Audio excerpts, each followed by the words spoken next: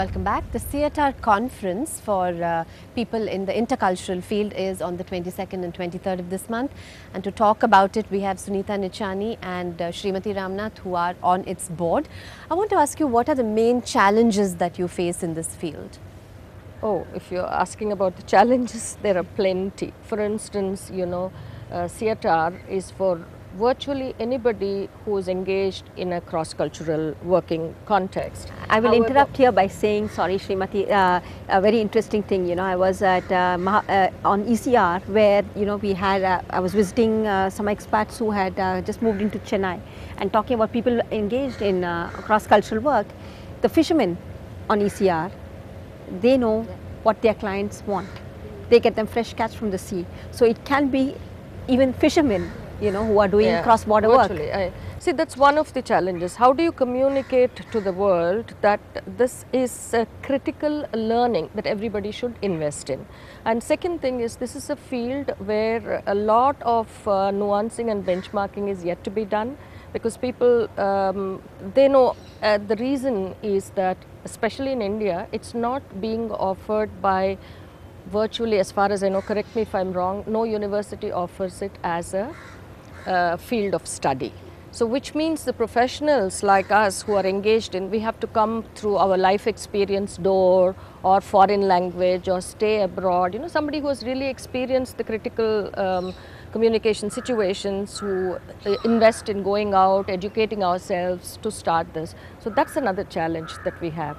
The third one is that even though we have trainers and the people who are engaged in profit work are essentially coming to CETAR, we would like to see a lot more people coming from non-profit. We'd like to see people who from journalism world, from healthcare world. In India, for instance, Apollo has a board on the patient's bed which says, please tell us which language you speak. Do you need an interpreter?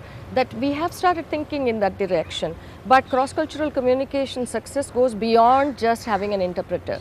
For instance, an Italian patient says, I'm in terrible pain, the doctor should know how much of pain he is in, versus a German says, I'm in pain. So for all you know, the German may be in a greater pain. Maybe I'm stereotyping. I'm just giving you an example of how it is critical for virtually anybody to know how to communicate across So you could cultures. do with a lot more visibility, right? Absolutely, absolutely. Yeah, and so what kind of support, say, would you expect from the government or the industry or the media for that matter? First of all, the industry, one of the challenges is how do you make a business case? People, when we go to say that we can help you with your, project cooperation across borders, they would say, can you give me an ROI, a return on investment? So on intangible things like behavioral effectiveness, at times it's not even possible to monetize the improvement. So how do you do that? That's one of the things. And you wanted to say something, Sunita? No, and I would say that one of the challenges is that people already kind of overestimate their capacity to deal with these situations, and typically living in India, most people believe that, we have diversity around us. We believe that, we are people who can work, and with people we are very adaptable. It is true to a large extent, but it is also overstated in a large number of cases that we see on the ground, Like take a small example like Two States, the book by Chetan Bhagat. That's such an eye-opener, isn't it? I mean, it's just a marriage happening between the North and the South, and just managing that marriage was such a big deal for, Sunita, actually I would say it's almost cruel to send a young engineer, let's say, who's from an excellent academic scholastic record from a provincial background, who's not even gone through his urbanization, going to an, onshore, on-site, posting. Let's say he goes to a place where he's never been. It's almost cruel without preparing to send him. It's like sink or swim. And we've been managing pretty well without the support. If we have the support, we'll be that much better. But do people understand the importance of this, or are you still sort of banging your head against a wall? I think in India, we are still banging our head, but she brought up the example of youngsters or new fresh engineers coming from a provincial background. I would like to tell you that most of my clients for whom I do India trainings, for example, they are very much senior people who come to India and who have the humility to say, I need to learn. They are people who have relocated into different countries but have the humility to begin again with zero, here. So, you have at both ends of the spectrum, the youngster that's starting his profession, you also have people at the other end who come in with huge numbers of experience, I mean diverse experience, but they need to take the time to process that experience, and that's what we offer as well. You know, so I think this conference is going to be very exciting, and we've done the show at a very timely juncture.